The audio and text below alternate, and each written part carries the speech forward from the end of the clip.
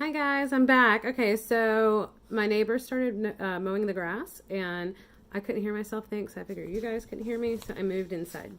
Okay, so I'm almost done listing all 25 cycles of release though. So I think I left off on apologetic tendencies, which was number 22. And so the next one was clutter, which is kind of funny because they were cutting the grass, so that energy works.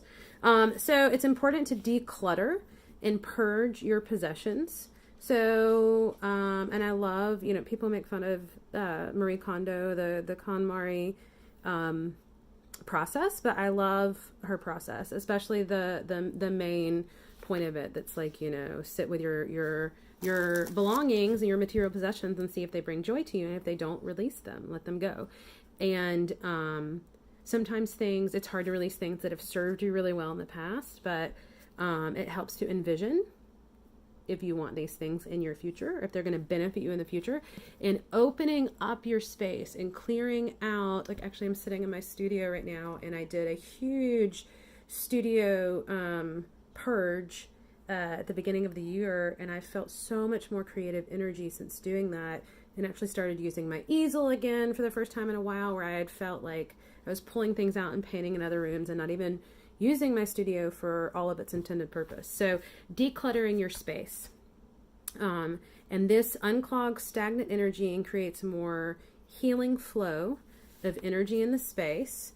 And part of decluttering your space is also that not just the physical decluttering, but the spiritual decluttering. So like I have my sage here. So, like saging your spaces too. Yeah. And even just rearranging is decluttering, because you're moving that energy, and you're kind of urging along and nudging the stagnant energy to pick up the flow again, right? So that declutter. All right, and then number 24 is releasing individualism. So one of the ways that I do this, I mentioned earlier, I mentioned like my detachable shower head and doing my positive affirmations. And then I mentioned positive affirmations and journaling and writing. And one of the ways that I release individualism, which is number 24, and see all beings as equal, is that one of the main positive affirmations I say to release in my heart chakra is I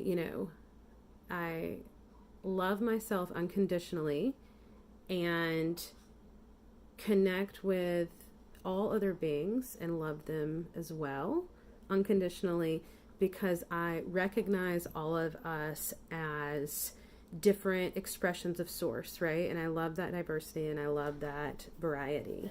And so releasing your individualism, co-creating with others more, connecting with others more, like I mentioned, like the telling of stories earlier, it heals the collective ego. So part of, the mass shootings and the divide, just the political energy and the all of the divide is not, focusing on the ego and the individualism more than you do the whole. It's like the whole, if the plane is, crashing, you put on your own mask before you help others. So yes, you have to love yourself, but you also have to see all other beings as equal and love them too, and make sure that within loving yourself, that individualism doesn't become that one-sided ego. All right, and then number 25 is fear. And so that's the big one I mentioned earlier. So in releasing fear, it is beneficial to envision your own death as a peaceful letting go. And so, that wasn't, all part of the channeled message. And I've had dreams where I've envisioned a peaceful letting go. Now, I've also had dreams where I've had very scary things that were in, a death dream, and I would wake up in fear. But I'm talking about the peaceful letting go. Okay. So, and you can do this through meditation too. And again, it's that allowing, just allowing, not saying that you're looking forward to death or feeling, morbid energy. It's not like that at all. It's envisioning the peaceful surrendering and letting go. and that helps you release fear. All right. Well, thank you for listening. Oh, there's one other thing I wanted to share. So if you have been listening the entire time, you have a surprise. So I printed this out and I forgot to show it to you earlier, but remember my drawing that I started talking about in the beginning? Sorry, there you go. In the beginning of the video.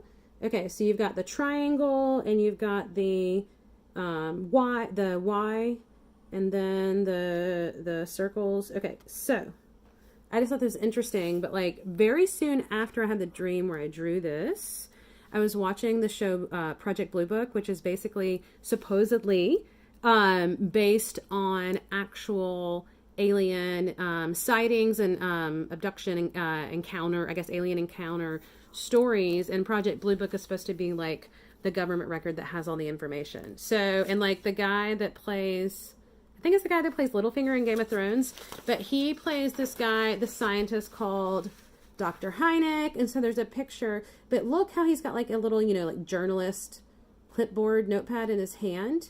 Well, in this episode, again, this is like maybe a month after I drew this and saw this in my dream.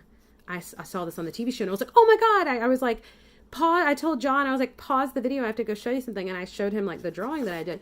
But so on the Dr. Hynek's thing is this drawing, which just reminded me, I know it's not exactly the same, but it's similar. And in the episode, it was all about like a signal from aliens. So I was like, oh, that's kind of interesting. So anyway, I just wanted to share that.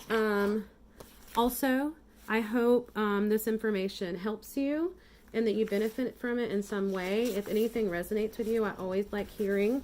And if you want to connect, I'll put my email in the comments, and I'm also going to type up all 25 of the cycles of release in the comments. Yeah, have a beautiful, beautiful day.